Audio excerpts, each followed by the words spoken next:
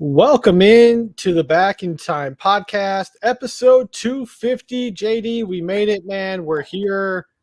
We're at the finish line. How you feeling, man? We're at the finish line? Is this the last episode? It's the final countdown. No. I mean, that's not an answer. I didn't know you were throwing it. I didn't know you were throwing in the gloves.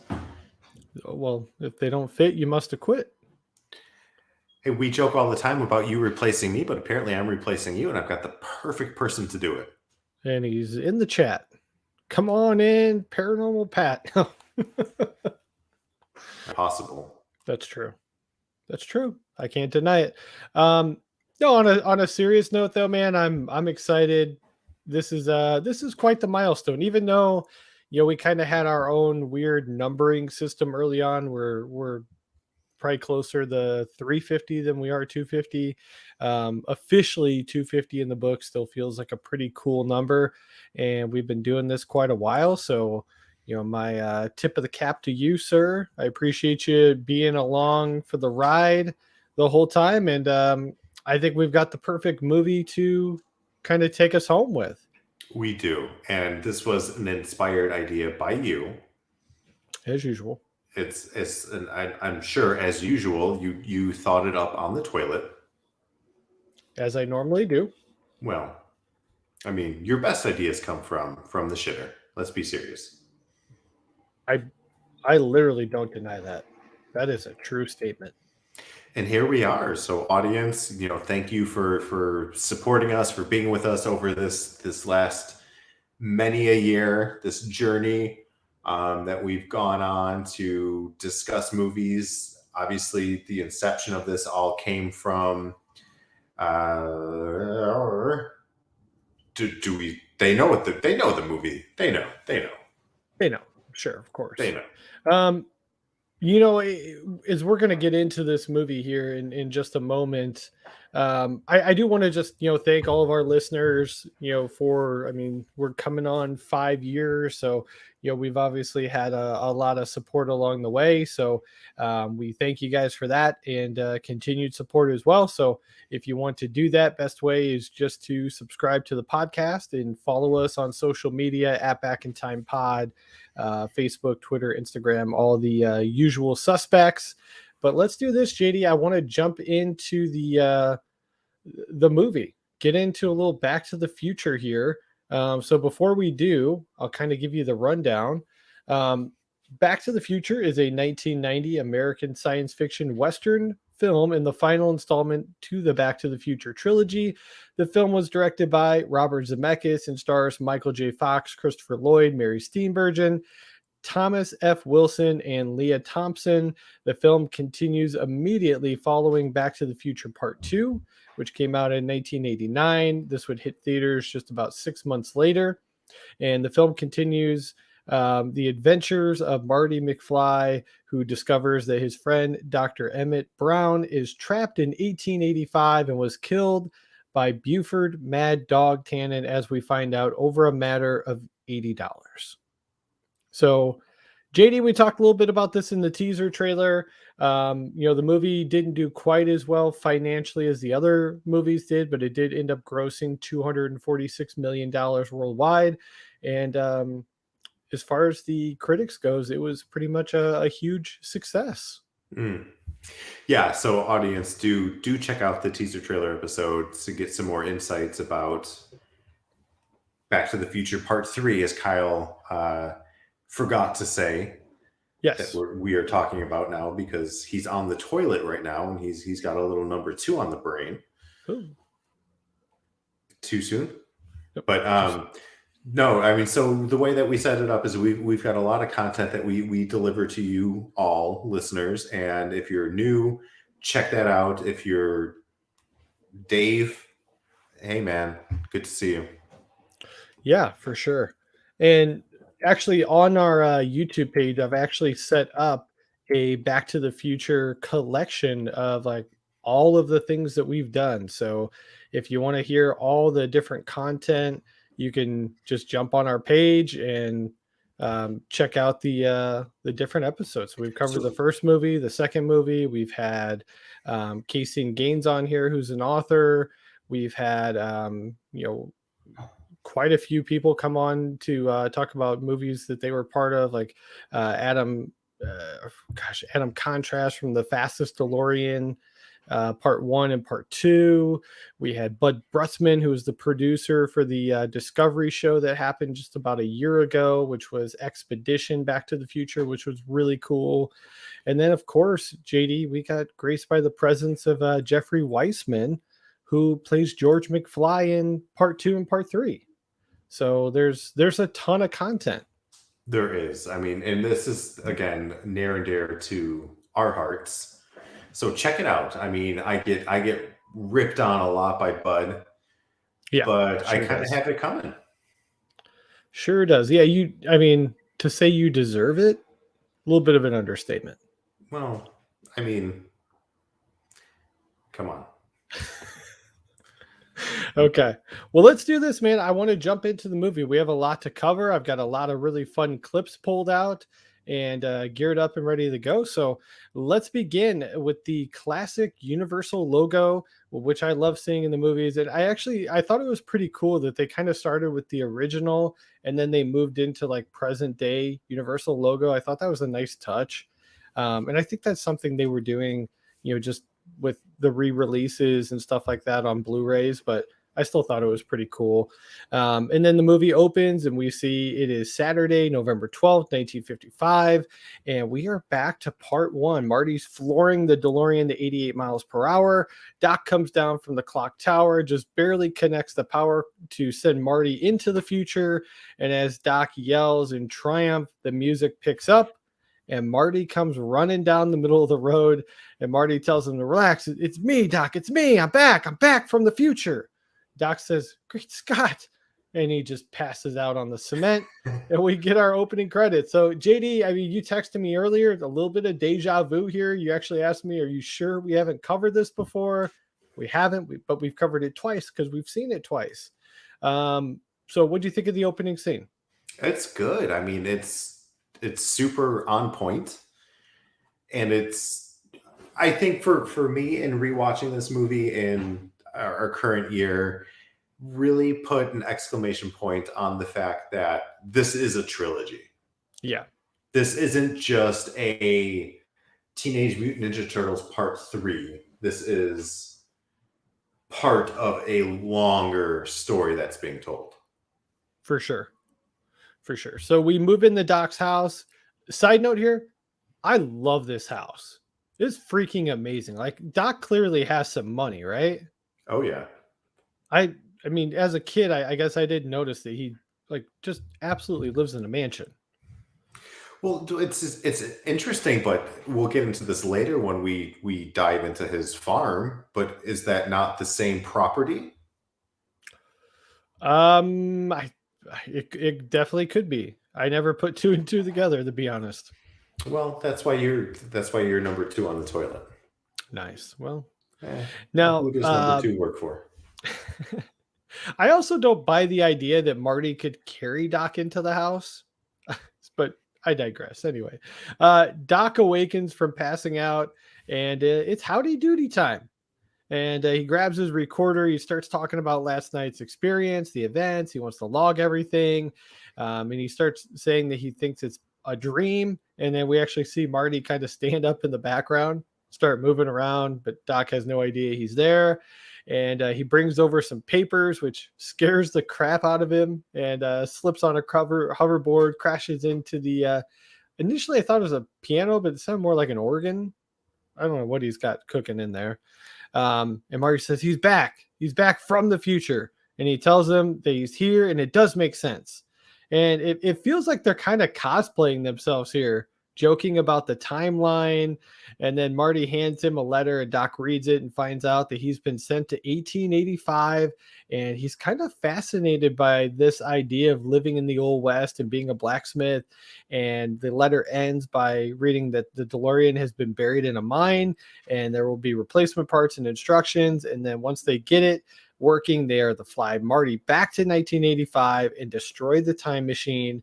And then he adds that they should, for no reason, come and try to rescue him. He's perfectly happy living in the fresh air. JD, what did you think of this scene from a writing standpoint? It was a little clunky. I'm going to be honest with you. There was a lot of exposition going on here. And I'm not saying that it doesn't pay off further down in the story. But as I was watching this, I was kind of like, what? Like, this is super convoluted. This is super just, but it's time travel. Right. And it's the way that it has to be. And so then I right-sized my reaction. It was kind of like, let's do this. Let's fucking enjoy this. Okay. Well, Marty and Doc wake up the dead in the next scene, blasting their way down into a mine to find the DeLorean. Marty finds Doc's initials, and Doc says, my initials, just like Journey to the Center of the Earth. That must mean the time machine is just on the other side of the wall.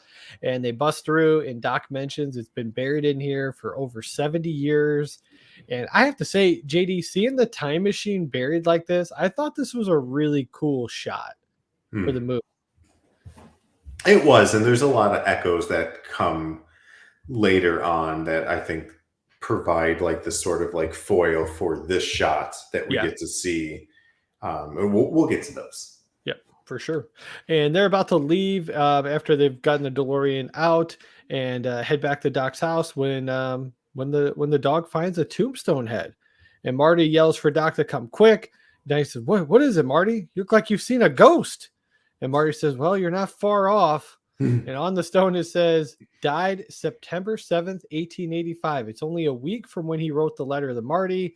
And he was beloved by his Clara, which Doc has no idea who she is.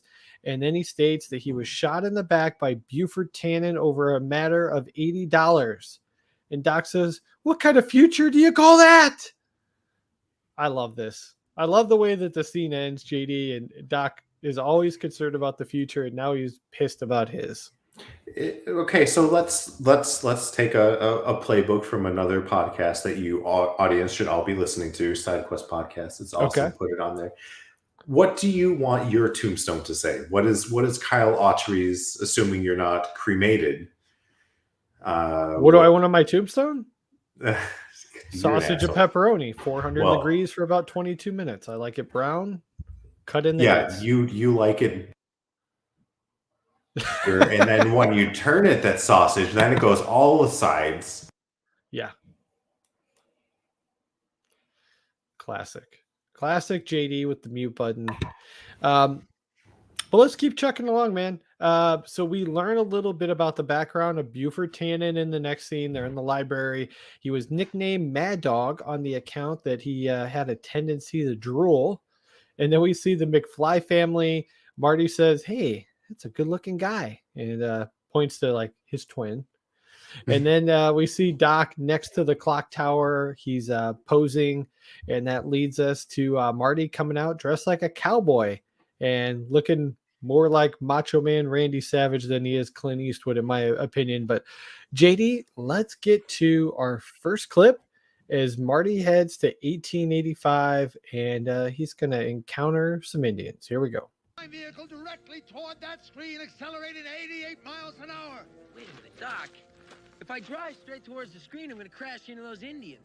Marty, you're not thinking fourth dimensionally. They'll instantly be transported to 1885, and those Indians won't even be there.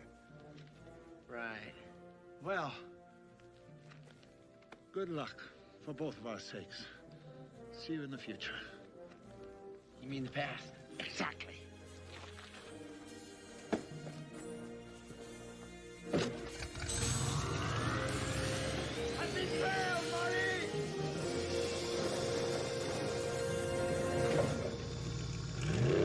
Ready, Marty? Ready! Set!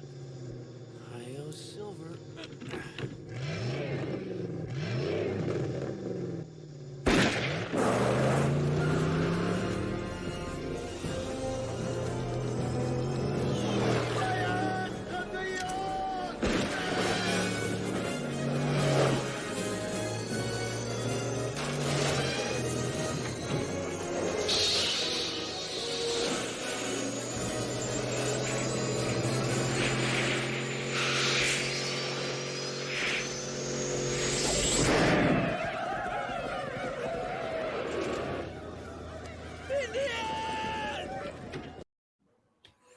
All right, JD, what do you think of this scene?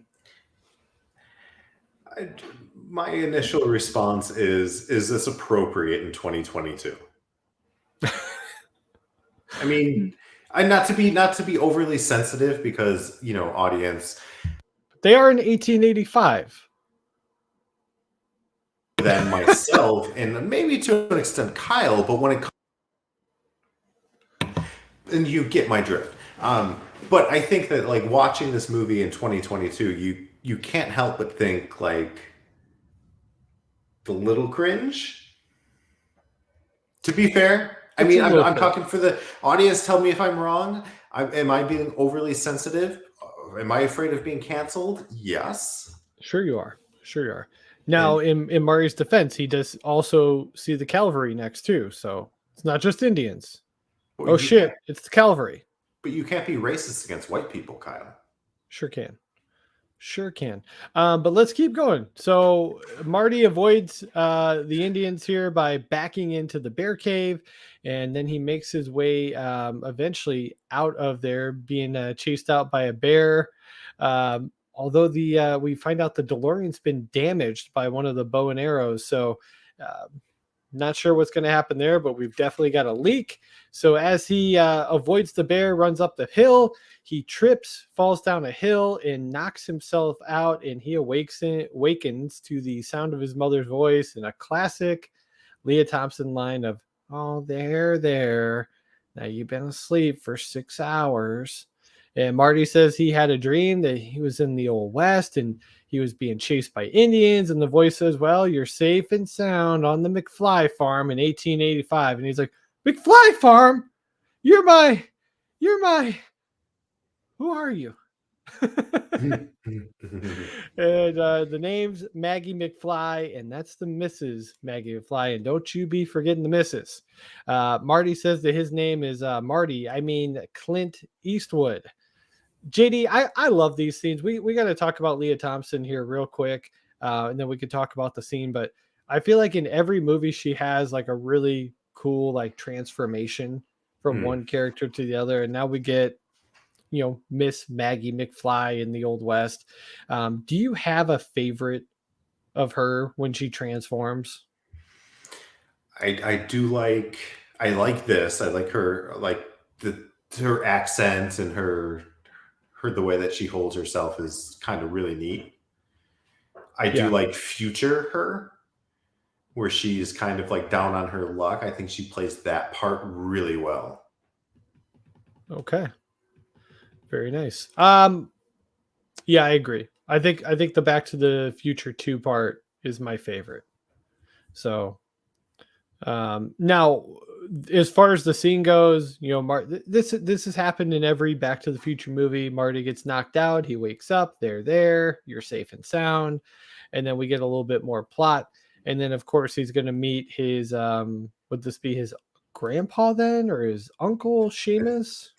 I think great grandpa. Great grandpa. Yeah, that would make sense. And he gives him a little grief about the outfit, and doesn't understand why he doesn't have a hat. So he loans him a hat and sends him on his way. So the next day, Marty's got his hat. He makes his way to the town of Hill Valley. The set for 1885 looking pretty cool here. JD, what was your first impression as Marty enters the town and eventually steps in a little bit of horse manure? It seems I've never traveled through time or space, but I imagine if I had, I feel like they've done their research here. Sure. And it seems legit accurate. Yeah. Everything from the storefronts that they have to the Undertaker to the fact that they got a little wagon guy cleaning up the manure. I was like, was that a thing? Apparently that could have been a thing. Never thought about that. I do like that Marty finally got a little taste of his own medicine too. They make him step in the manure because he's only gotten Biff in the first two. But it bothers me that he doesn't like go clean his shoes off, because if you've ever stepped in shit, that lingers. Oh yeah, that shit will linger. Shit will linger. Sure. Okay. Well, Marty goes into the saloon, And I did comment, my mom was watching the movie with me, and I go, God, look how short he is. And she's like, oh, wow, I never noticed how short he was. I go, yeah, 5'4", because he can barely look over the top of the saloon doors as he walks in. It just, that tickled me for some reason. But let's get to our next clip. You hate when I say the word tickled. Well, And especially when in talking about your mother tickling you. no, But, that's not what I said. Don't twist it. well, So here we go. This might be my favorite version of Thomas F. Wilson. Let's meet Buford Mad Dog Tannen. Thought I done told you never to come in. You ain't Seamus McFly. You look like him, though. Especially with that dog ugly hat. You kin to that, hey, Barber? What's your name, dude? Mart Eastwood. Clint Eastwood. What kind of stupid name is that? I'd say he's the run of the litter. Hey now, boys, would you take a look-see at these pearly whites? Hell, I ain't seen teeth look that straight more than store-bought. Take a gander at them moccasins. What kind of skins is them? What's that writing mean? Knee K, what is that, some sort of Indian talk or something? Bartender, I'm looking for that no-good cheating blacksmith. You seen him? No, sir, Mr. Tannen, I have not. Tannen. You're Mad Dog Tannen.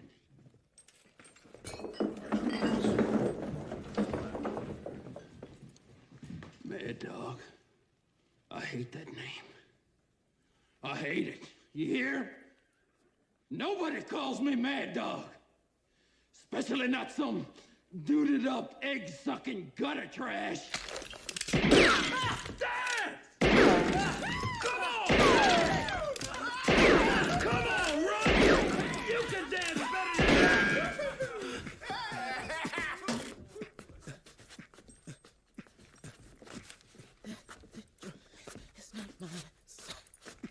Shit.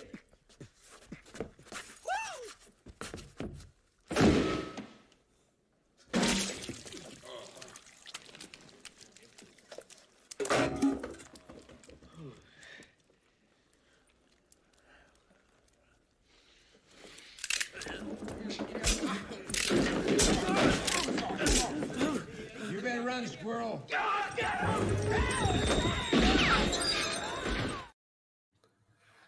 JD, it might be my favorite line in the entire movie. You better run, squirrel. I knew it. The old guy. I knew it. Let What me did you ask think of you. this scene? Let me ask you this Go first. ahead. Did he catapult the spittoon on purpose?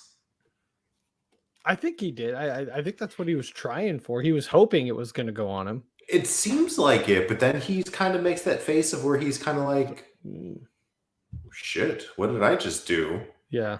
That could be And the then, like- smell, though, too, because he does go, he's like, But I don't know. I like this scene. I think this is my favorite iteration of Biff as well. Like, okay. he's bad. This is badass. He pulls his gun, ba-boom, and he points, and he's trying to kill. For sure. And that's scary to me. Like 100%. Yeah, without a doubt. And I agree. I think this is my favorite version of Biff. For whatever reason, I love Buford Mad Dog Tannen. Ooh, you can't say that. Yeah, don't call him Mad Dog. He hates that nickname. Now, Marty tries his best to get away from Buford and the guys here, but he's caught and roped up pretty quick and drugged through the middle of town. And Buford says, "We got ourselves a new courthouse. About time we had ourselves a hanging." JD, let's get to our next clip.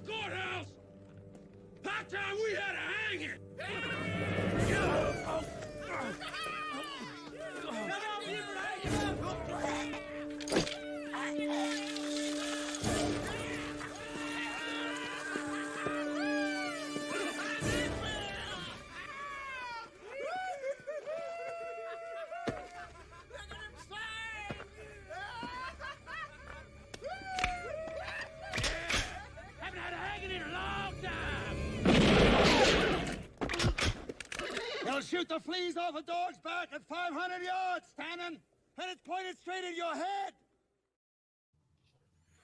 Okay, JD, Doc to the rescue, and we're going to get a little bit of setup here as well in the next talking point between them, and we find out what that $80 was: $5 for the whiskey, $75 for the horse. But of course, Doc can't fix his shoe because he done shot that horse. So, what'd you think of this scene? I don't know. This is the scene that gave me deja vu. Okay. And I was like, I maybe we talked about it, maybe just in passing, but I remember this is a dark scene. It's dark for sure. Yeah. And again, Mad Dog, sorry, please don't come after me. I'm not looking to get destroyed. He ropes him up, Marty, pulls the line, and full out, he's expecting to lynch this man. Looks super realistic, right? Oh, yeah. Turns out it kind of was. So in the autobiography Lucky Man in 2002, Michael J. Fox wrote that he was accidentally hung in that scene, rendering him unconscious for a short period of time. Oops. That's some method acting. Yeah, no kidding. What happened? Hey, cut, stuntman.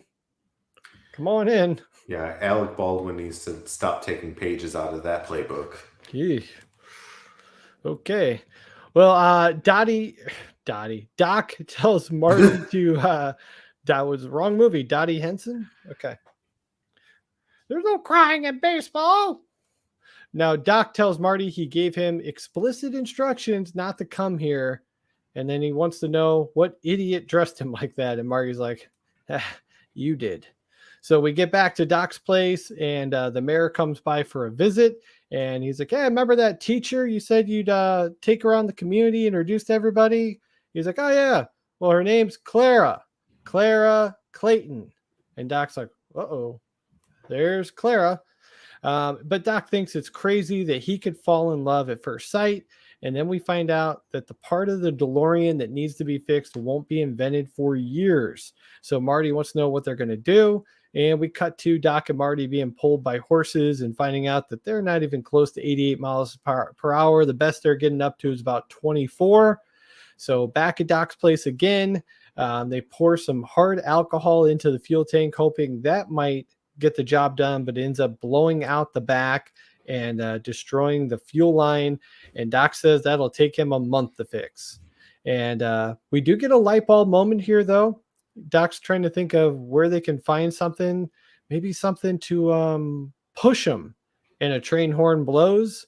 And then we cut to Doc and Marty talking to the conductor, and they have a plan, JD, as they, if they can get enough track and they can get that fire hot, super, super hot, they might be able to push it up to 90. So what do you think of the setup here? And the idea of the train coming into play, because it's such an 1885 idea. Like, we'll just use a train. What else did they have? They didn't have much else. I mean, maybe a dirigible, but I don't know when those became a thing, and you can't really get up to 88 and send that bad boy in there. But it's cool. I think they're playing with what they have, and they are, from a writing standpoint, minimizing their opportunities to be creative, and then creating then new chances for them to actually use what's there, which is really, really cool. Because I would have to think if either of us were teleported, time traveled back to 1885, we'd probably be dead pretty quickly. Oh, I'd die within minutes. Oh, yeah. For sure. Just the heat alone. Heart attack. No doubt. Now, Doc and Marty are checking out Clayton's ravine when they hear a lady shouting for help. So they try to chase her down on horseback. And as she's about to fall into the ravine, Doc makes the rescue. And clearly, what's the right word here? Smitten by this young lady, who we find out is Miss Clara Clayton. So, JD, Doc's looking to bury his beak, is he not? Oh yeah, he's on the prowl. Yeah, he's fully torqued. Yeah. And I think, if I'm not mistaken, later on he does get his beak on at Club Freak On. I guess you could say that. A little line dancing action. They don't show. Moment under the stars. Got the telescope. Yeah, Doc's got it going on in this movie. Yeah, he Good for does. him. Oh, yeah. We get a classic Doc Brown model here. I love his model, and I love that he always apologizes for the crudity of the models, even though they're amazing. Mario says, yeah, I know it's not up to scale, Doc. Yeah, sure. This is awesome. Doc shows Marty how they will safely hit 88 miles per hour before they plunge into the ravine. And there's a point of no return that makes Marty a little not so comfortable with, to put it lightly. And then right as they are finishing up, there's a knock at the door, and it's Clara. So they quickly cover the DeLorean, and before the door opens up, she stopped by to see if he wouldn't mind taking a look at her telescope to see if he could fix it. And JD, we haven't talked about her yet, but let's take a quick pause. What do you think of Mary Steenburgen here as Clara Clayton? It's so interesting because, like, the first time that, at least for me, like watching this movie, she was an old lady. They were old. Doc Brown, how is he not 80, 90 years old when you were a kid? Right. For sure. I thought he was 100 years old. And now he's just now breaking into that. So she was always just like this old maid kind of a thing where it's like, yeah, I get it. Now, as I'm aging, I'm kind of like, dang, Doc Brown, get it. Do you want to know her actual age at the time of this movie? Yeah, it was probably like 34 or some shit like that. Yeah, she was. She would have been about 37 or 36 when they shot it. That's depressing. Yeah, doesn't look 36 at all. So probably I would say definitely the makeup. I mean, obviously they made Leah Thompson look like she was like 50 and abusing drugs, and she was like one of the hottest women on the planet at that time. So that's a sentence you decided to say. There's nothing wrong with that. I love some Leah Thompson. Now, favorite Mary. What's your favorite Mary Steenburgen role? Because I have one. Apparently, it's Back to the Future Part 3. It's not. It's not. It's the mom in the movie Step Brothers. I love that role. Shit, that is her, isn't it? Yeah, such a good movie, and she does not put up with their crap. Damn, well done to you. Every now and then, Kyle, you pull it out of the bag, and this is one of those times. You don't often do it. Yeah. Well. Yeah. When in Rome. I mean, well, go on. Yeah. Now, here, let's keep chugging along here. Actually, no, we got a question. Let's address the question, JD. Let's do it. Chat. It probably doesn't make sense, but I wondered if the time machine that was in the mine shaft had gas in it that they could have used instead of the whiskey. That's a great point. Damn it, Roger. Huh. Yeah. You got to wonder where they got the gas from, right? So, but I think that creates like a whole like next level paradox that we're talking about. That there's the different time machines that are now intermingling throughout. There's the different versions of Doc. It's almost like, what is reality? Yeah, that's true. I had never thought about that. Yeah, what else could they have taken with them? We do have another comment in the chat here, although this one I think is more for you, JD, and very inappropriate. Ah, well, there you go. Is that a proposition or a request? Looks like a invitation for you. It was addressed to you. No, they keep commenting, so I guess thanks for jumping on the stream and filling our comments full of your weird naked HD streams. Shout out to you, weirdos. I call them fans, Kyle. You call them weirdos. Fans, they're my people, not yours. That's true. Very true. We are back at the official clock tower launch. Marty and Doc pose for a photo. ZZ Top hits the stage, and after that, we get a little bit of dancing. Doc and Clara on the dance floor. Marty's showing off his marksman skills. And after a few minutes, Buford and the boys try to enter the party, but they're met by Marshall Strickland, played once again by James Tolkien. I love that they found a place for him in this movie. Buford and the crew are forced to check their firearms, and of course, they have one left in the boot that they didn't check. And Strickland tells his son that that's how you handle them, son. Never give them an inch. Maintain discipline. Remember that word, discipline. So good. Back on the dance floor, Doc gets a pistol in the middle of his back. Buford talks a little trash to Doc, but he can't handle the pretty lady. He says, "Oh, looky what we have here." And he tells Doc that maybe there's something she can do for $80. And Clara ends up kicking him in the shin, and he knocks her down. Doc yells, "Damn you, Tannen." Buford says, "No, damn you. Damn you the hell." And he pulls the trigger, but Marty fires a frisbee at him, knocking the shot off so it doesn't hit Doc, avoiding. And Buford says that they're going to finish this right now. And his cronies are like, "No, we can't do that. Marshall's got the weapons." "Well, then tomorrow." "No, we can't do it tomorrow. We're robbing the Pine City Bank." "What about Monday? Can I kill him on Monday?" "Yeah, Monday's good. You can kill him on Monday." So Monday, I'm going to shoot you down like a duck. Or it's Buford. Shoot him down like a dog. He's, "Whatever. Let these sissies have their party." And the scene ends. So JD, what do you think of this? The frisbee inclusion was fun because there's the little throwaway gag when he first finishes the piece of pie and he looks at the tin and he's like, "Frisbee, that's funny." And Seamus is like, "Why is that funny?" So it's a little foreshadowing to the fact that he's gonna whip this tin like a mother effing riot. But again, dark turns in this movie. Yeah, definitely Buford some dark turns. I mean, Mad Dog just coming up behind him in the darkness and just pointing that gun right. And then the comedy comes in when Marty throws the frisbee and it hits the gun, and then Doc's hat goes, "Woo!" Let's talk about the music real quick. So, interesting fact, according to the book, Billy Gibbons' Rock and Roll Gearhead, ZZ Top was basically hanging around set, and they were asked to be the band in the movie. And during one take, the camera broke, and while waiting for it to get repaired, Michael J. Fox said, "Hey, why don't you guys play Hey Good Looking?" Which they did. And afterwards, more requests were piling in. And 2 hours later, someone inquired if the camera had been repaired.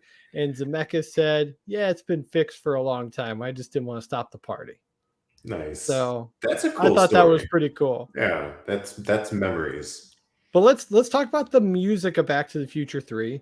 Because we did get another comment in here from Ito Ramos. We appreciate this. He enjoyed Back to the Future 3 theme the best. That's an interesting discussion. Where do you land on that one, JD? So I think I feel like that goes into the episode that when we were talking about top 80 soundtracks. Sure. Where we had a little bit of a difference between how we landed on Back to the Future as a score versus soundtrack. Yeah. And I definitely think this part is a score, part 3. Mm-hmm. I mean, we get a little Huey Lewis at the end. But the twanginess, I don't know. I like what they did here. I think that it was very, Ito, he got it right. Bang, bingo, bango. It was really good. Yeah, I mean, for whatever reason, this will play in my head from time to time.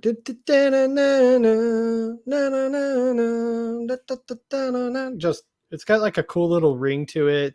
But as far as the 3 movies go, I think I'd go with the original as my favorite, just because of, there are more actual like traditional like drop needle songs on there, which I think is more my style.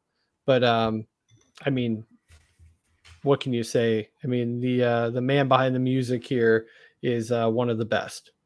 I mean, if not for John Williams, maybe considered the best ever. You're talking about Dave Matthews Band, right?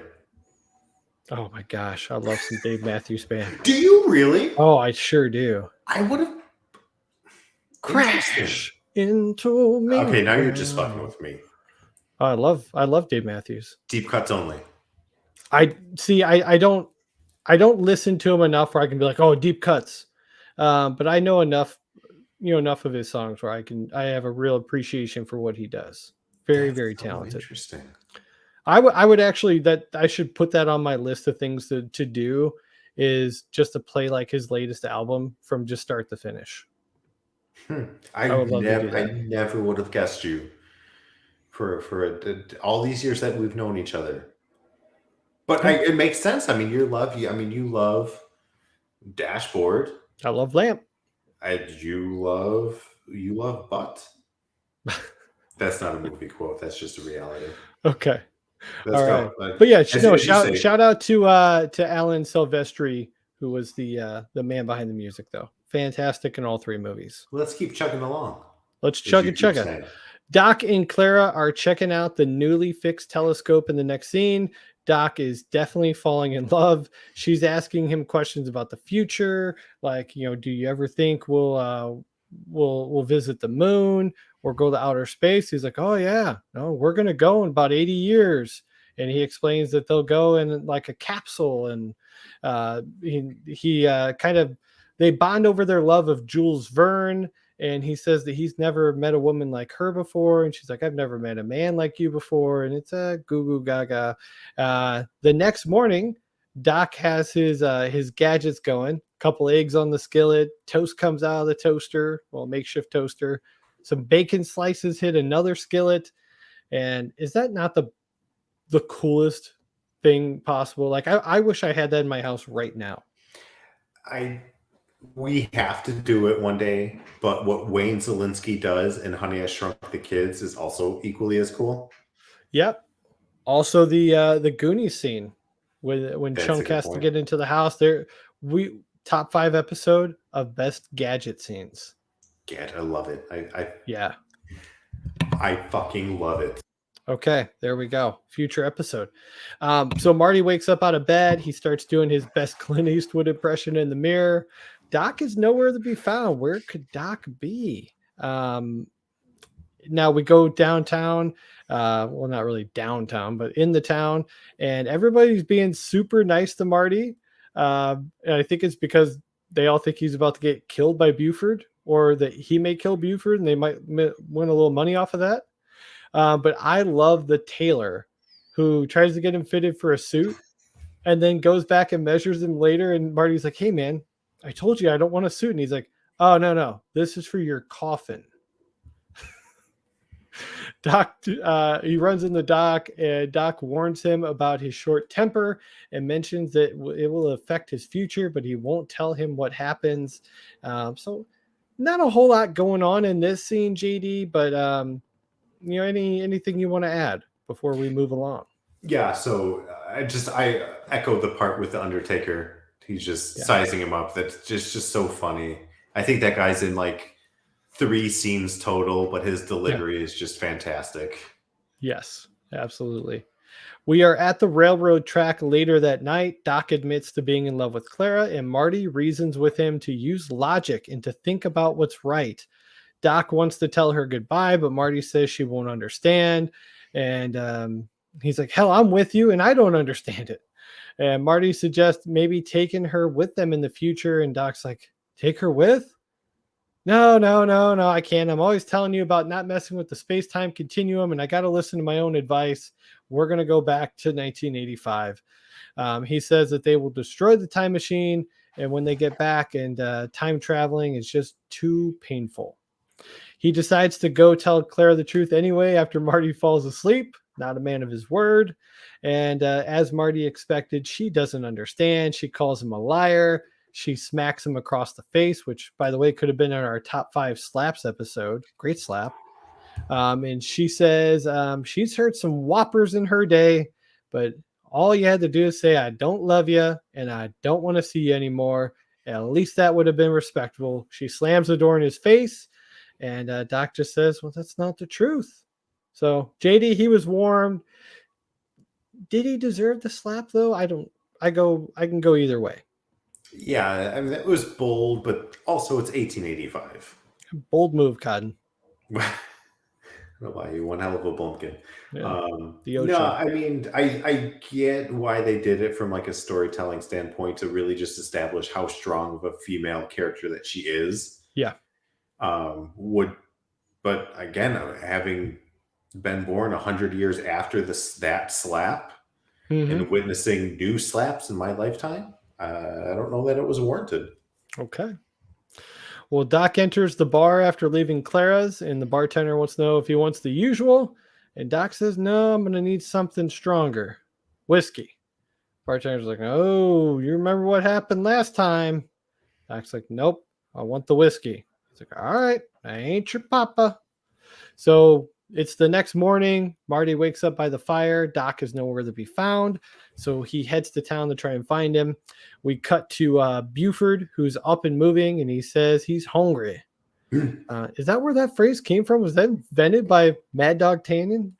Because that's the thing now where guys are like, man, I'm hungry. No, okay. So interesting enough, I always thought it came from Too Fast, Too Furious.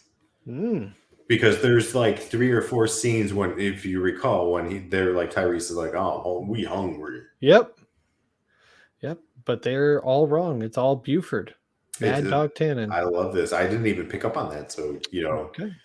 Slap your hands together to Kyle. Kyle, you have this is your episode. This is your night, man. You're finally not sucking. That's true. So Doc is talking to the folks in the bar. He explains how people run for fun in the future. And that gets a big laugh. They're like, runs for fun? What kind of world is that? They ask how many he's had. And the bartender says, that's the first one. I guess he just likes to hold it. Marty enters and tells him that they need to get going. And the guys in the bar says, here's to you, blacksmith, to the future. So Doc grabs his drink and downs it. And the bartender yells, no, but it's too late. Doc takes a face-first dive into the ground, and out cold he goes. Marty hears the bell on the clock tower. He sees he's got about 15 minutes, and he knows Buford is on his way. The bartender says they're going to have to make some wake-up juice.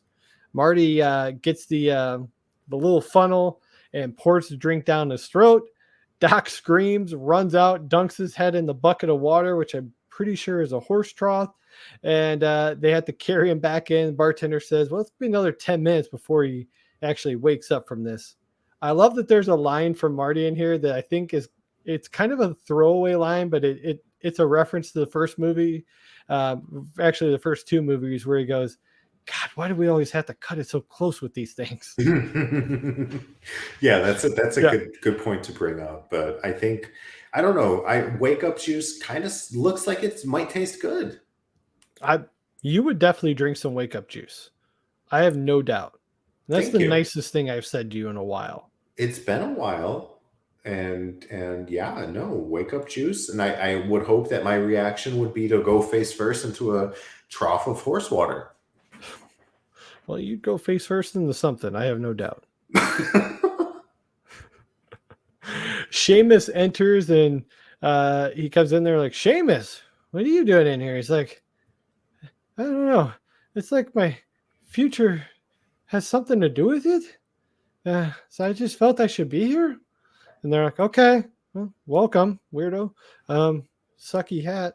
Let's get to our next clip here, JD. And Biff is, or not Biff, Buford has made his way into town, and he's right outside the saloon. Clock! And I'm calling you out!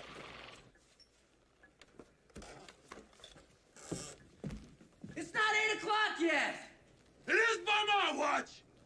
Let's settle this once and for all, Run! All right, you got the gumption.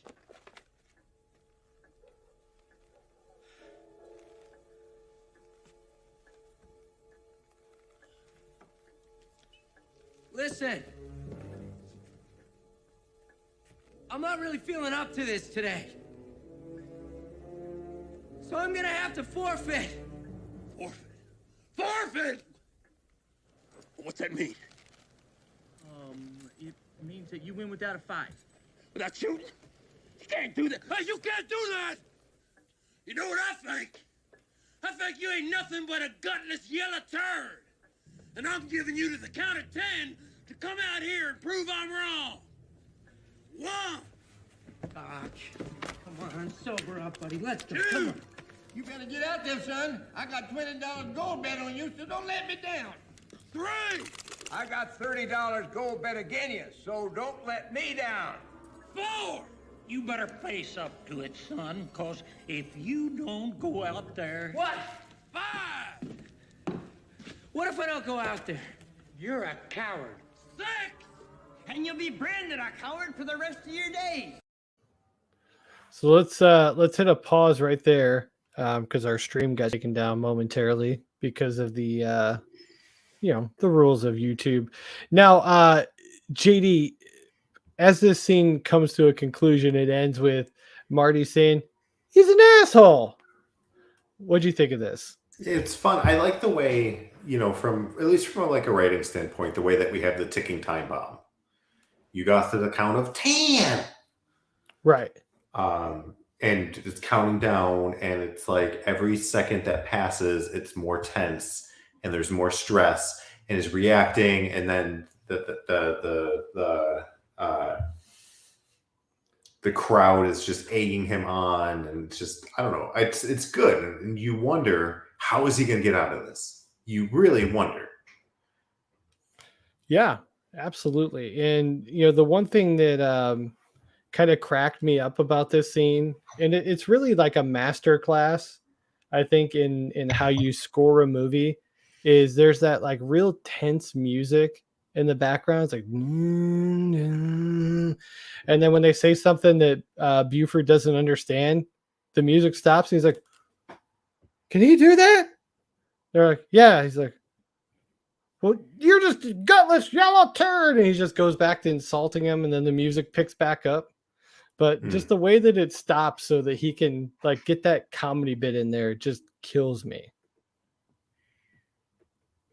Well, good for you. Yeah.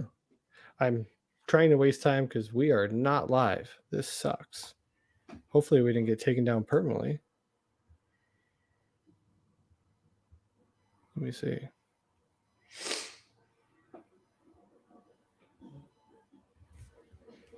Motherfucker.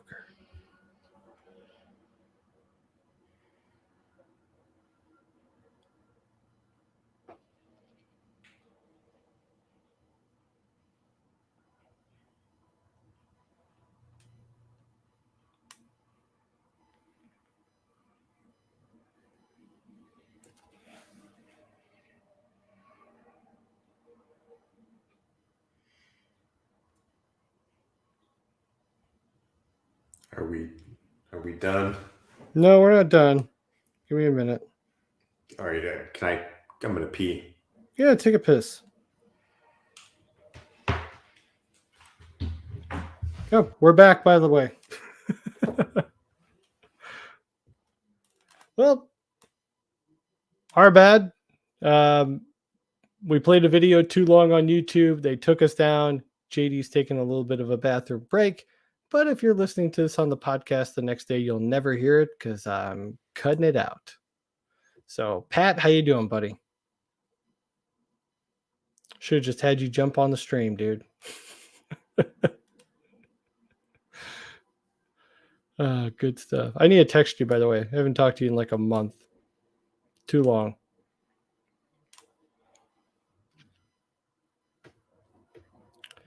So we will pick it right back up on that clip here as we're kind of racing toward the finish line.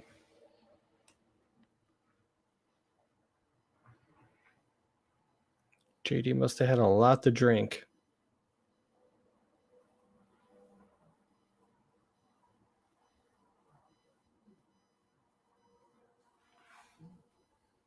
How we get taken down for that, but these people can text weird links in our comments. A little saddest. Yeah.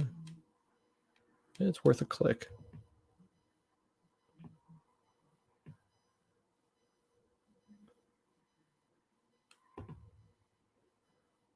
We are totally back. Just waiting on JD.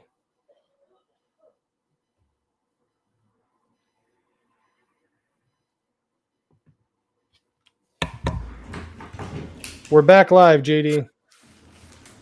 Hi, I was in the bathroom. Oh, they know. I filled them in. So let's do this. Yeah, that's ridiculous.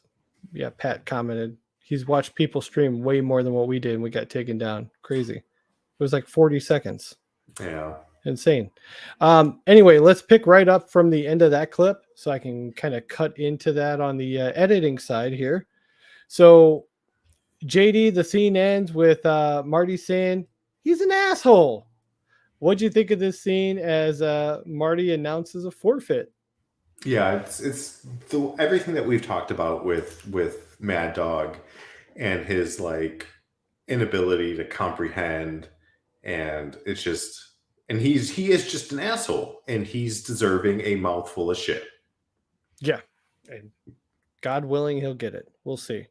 So Doc springs just wide awake all of a sudden, and Marty asks where's the back door, and they get shot at by Buford guys right when they get out, and Marty kind of falls into a barn, and Doc hides behind a barrel, but of course that's not going to help him. So we cut to the train. Clara is overhearing some guy from the saloon the other night talk about this poor guy. He's the most heartbroken guy he's ever seen. Eventually she turns around and says, did he have long silver hair and great big puppy dog eyes? They're like, yes. So she pulls the cord and stops the train. And then we cut back to Buford, and he's about to try and kill Marty here, as they're going to have a little face-to-face. So they take their steps back, JD, hand on the hip. Marty decides not to draw his weapon, takes one right in the chest. And Buford, I love the way he reacts, where he's just like, told you I'd get him. And turns out he pulled the old switcheroo and ends up knocking him out with this cast iron. I think it came from like the fireplace, which he got from a Clint Eastwood movie earlier on in the movie. If you caught that, it was playing in the background. And he ends up knocking him out, and eventually Buford lands. Where's he land, JD? Face first in a nice pile of green manure. And he hates manure. What'd you think? That just, it is. I didn't pick up on the connection to the Clint Eastwood from earlier. For what it's worth, I'm not. It's real brief. It's very brief. They walk by a TV, and Clint Eastwood is standing there with the cast iron thing on his chest, doing the same thing in a movie. That's awesome. Just applause to like that throwback. That's really cool. And I love the fact that his name is Clint Eastwood in this. And we haven't really discussed that all too much, but the fact that every time he says his name, people laugh at him just always gets me. And Clint Eastwood approved it and was like, this is awesome. Yeah, absolutely. You can use my name. So yeah, I thought that was kind of cool. Interesting fact, JD, the name on the manure wagon in 1885 reads A. Jones.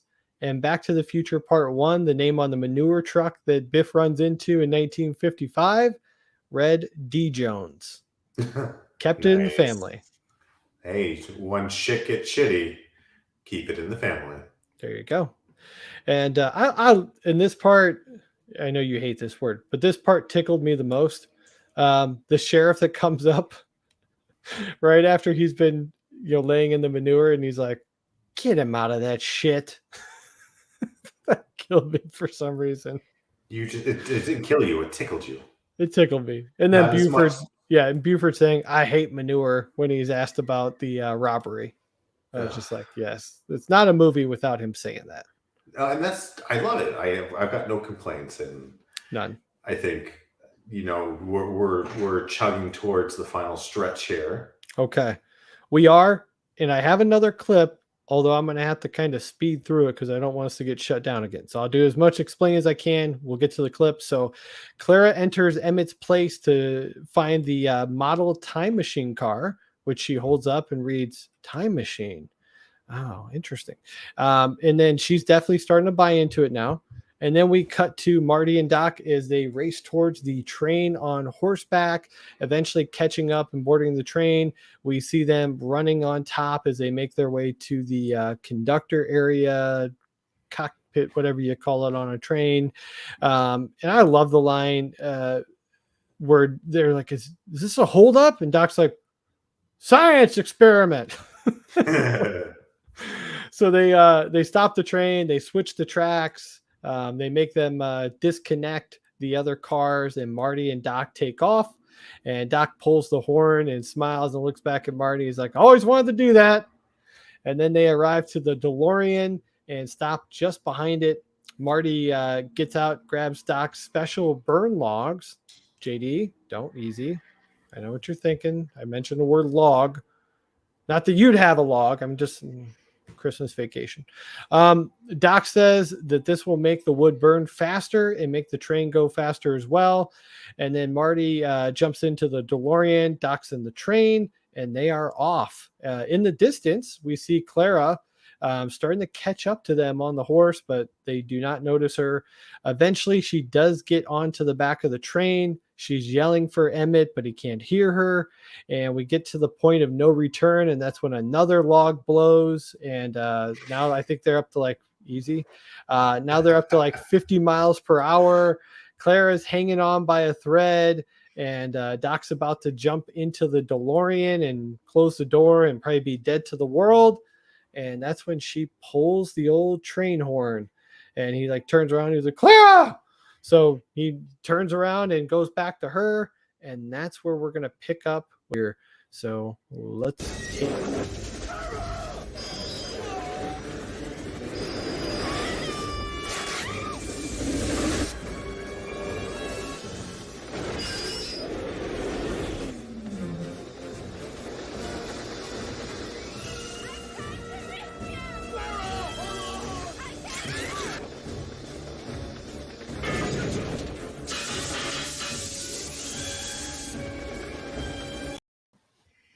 Fucking stream went down again.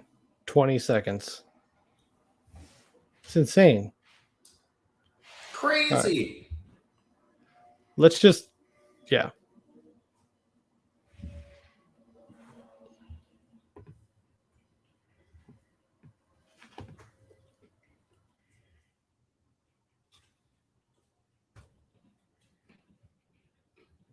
mean, I don't know any other way to do it. Like,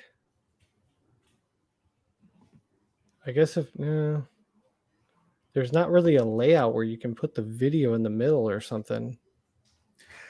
How did when we did those episodes with Brian? Right. He played. It was like 5-minute clips he was playing. Right. I mean, it's fair use when we're commenting on them as well. So I don't understand why they're getting taken down. It really doesn't make sense. We'll just go without the last couple clips. We'll just pick up as soon as I see it go back live. We'll be good. It took like 2 minutes last time.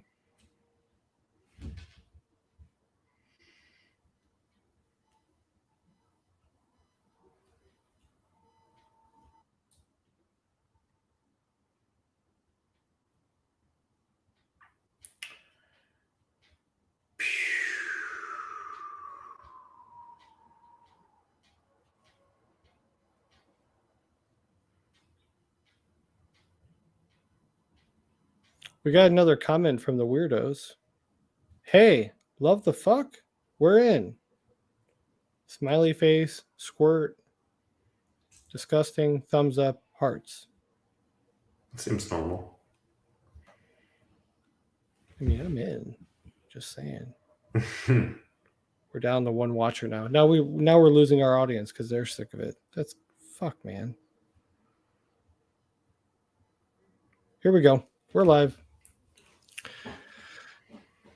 So we pick up with the point of no return, and they pass by. Doc climbs out to get Clara. He's slipping. Marty grabs the hoverboard and slides it over the dock, thinking that, maybe he's going to, grab the hoverboard and get into the DeLorean, but he doesn't. Instead, he kind of goes off into the distance. Marty closes the door. we get a little electricity, and across the bridge he goes, and back to 1985. So JD, Doc's made his choice, and that's to stay behind, and Marty's back in 1985. What'd you think of this scene? Because I thought it was pretty cool, pretty intense too.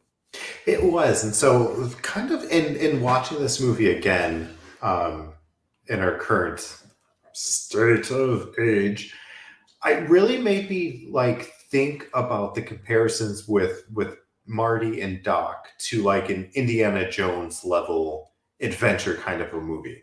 Mm-hmm. And I had never thought about it that before, where they are time adventurers. Right. And like the situations that they get themselves in and what they have to deal with, man, I was just kind of like, this is badass. Like, yeah, they're both kind of badass in this train scene. Mm-hmm. Yeah, they both do awesome, and it's such a cool scene because this is all practical effects. They're using cool just shots of real trains. Obviously they're not in any real danger, but it certainly feels like they are. And yeah, the way that the train goes over, and the explosion, and it's just, I love it. I thought it was great. So it is, and it holds up too, like you're saying, like the effects. Yep. They still look good. I feel like there was a couple of like maybe some CGI smoke in there every now and then, but it's okay. Not bad. I mean, 1990, we'll cut them a little slack. So just a little.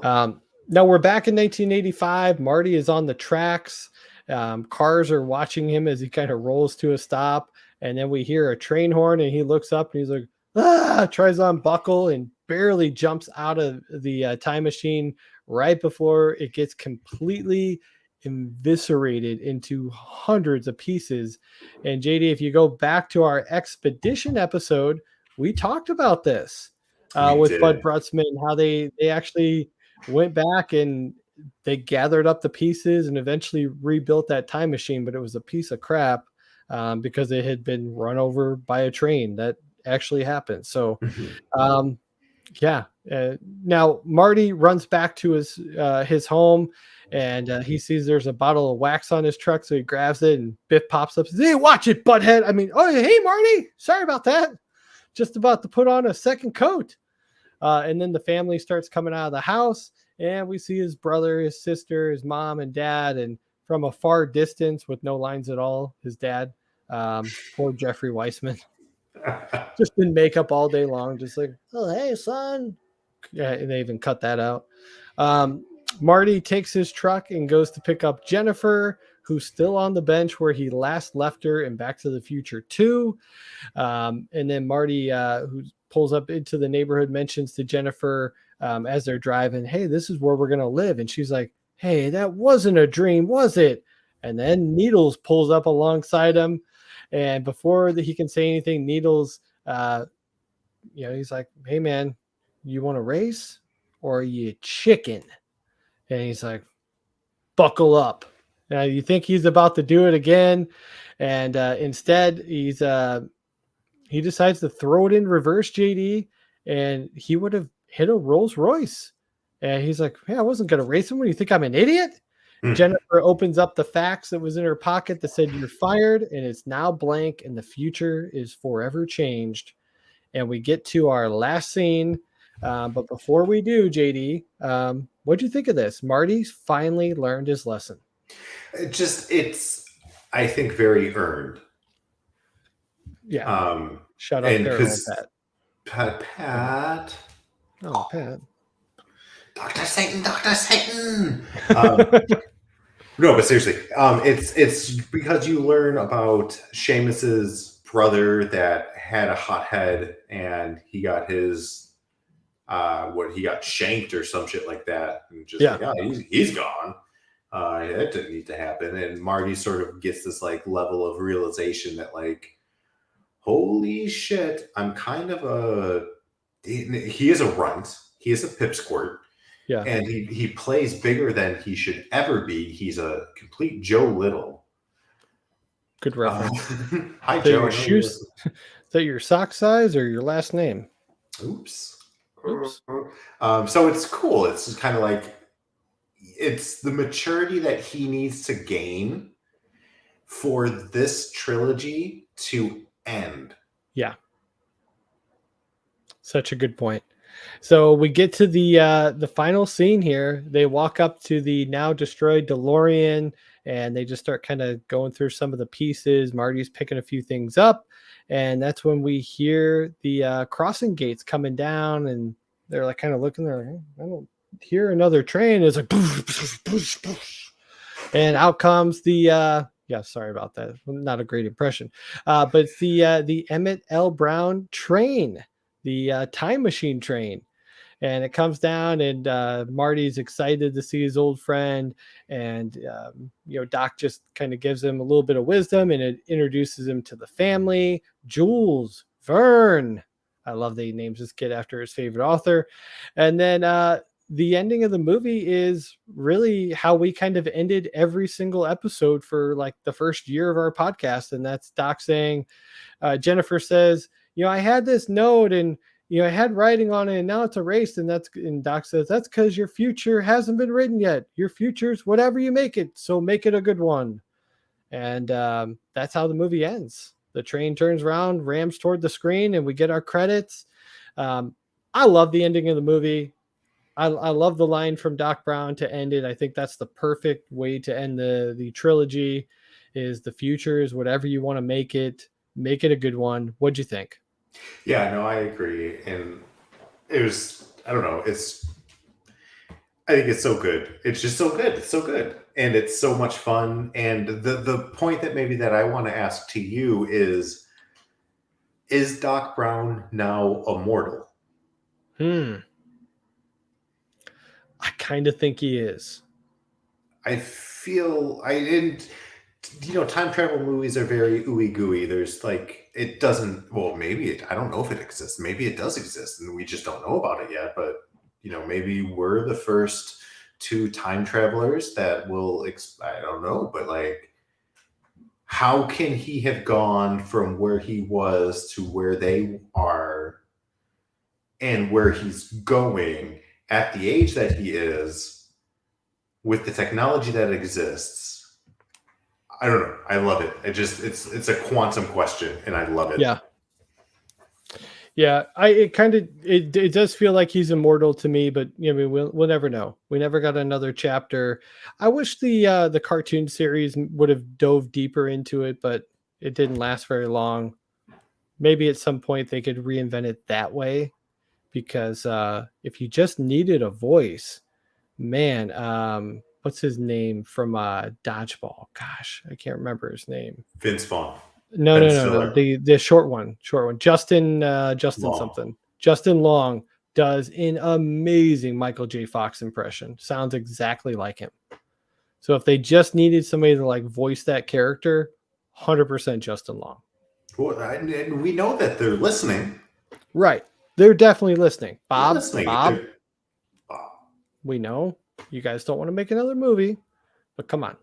The cartoon could be really cool. But there's comics. There's a comic series that addresses a lot of where Doc Brown goes from here. There are. I've never really gotten into the comics. I would actually love to do that, but not much of a reader, more of a podcaster. So, but let's get one last interesting fact before we get to our nostalgia rating, JD. At the end of the film, Doc Brown's wardrobe, inspired by Professor Marvel's in The Wizard of Oz. Being a huge fan of both movies, I had to throw that one out there. And that's kind of it. So that's the conclusion of our Back to the Future trilogy coverage. As we do at the end of all these movie retrospectives, we give a nostalgia rating from 1 to 10. JD, how do you rate Back to the Future Part 3? Has it stood the test of time? I'm going to come right out and give it an 8. Solid. And I think I enjoyed it. Like, again, like I was saying earlier, it's this kind of like this time bandit adventurer movie. Whereas I think the second, I don't recall completely what we talked about during the second movie, but I feel like it was a little clunky. Yeah.